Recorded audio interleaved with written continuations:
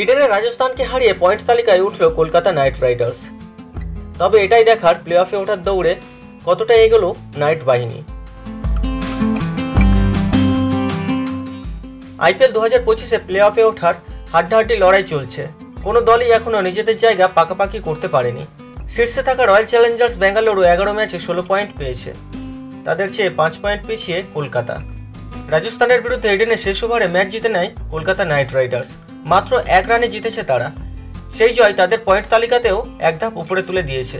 10 ম্যাচে 9 পয়েন্ট নিয়ে 7 নম্বরে ছিল কলকাতা। রবিবার জিতে উঠে এলো 6 নম্বরে। অন্যদিকে হায়দ্রাবাদে মুষলধারায় বৃষ্টি, আর এই বৃষ্টিতে কপাল পড়ল সানরাইজার্স হায়দ্রাবাদের। তারা আইপিএল 2025-এর প্লে অফ থেকেই ছিটকে গেল।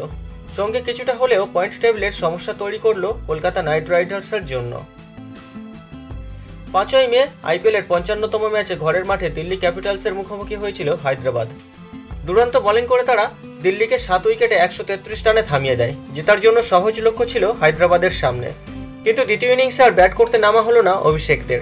ফলে ম্যাচ শেষ হয় বিনা ফলাফলে। পয়েন্ট ভাগাভাগি হয় দুই দলের মধ্যে। 11 ম্যাচে 7 পয়েন্ট নিয়ে 8-এ উঠে এলেও আইপিএলে প্লে অফ খেলার আশা শেষ হয়ে গেল হায়দ্রাবাদের। তবে দিল্লি ক্যাপিটালসও হয়তো এদিন পুরো খুশি হতে পারেনি।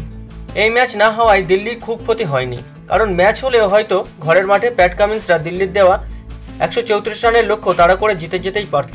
সেক্ষেত্রে 2 পয়েন্ট হারাতে হতো দিল্লিকে। ম্যাচ না হওয়ায় সেখানে তারা 1 পয়েন্ট পেয়ে গেল।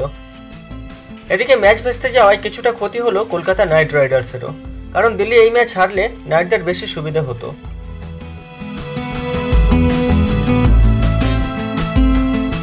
তবে যাই হোক না কেন, এই পরিস্থিতিতে নাইটদের বাকি 3টি ম্যাচ জিততেই হবে। একটি ম্যাচ হারলেই প্লে অফের আশা শেষ হয়ে যাবে কলকাতার। সেই সঙ্গে তাদের নেট রান রেটের দিকেও নজর রাখতে হবে।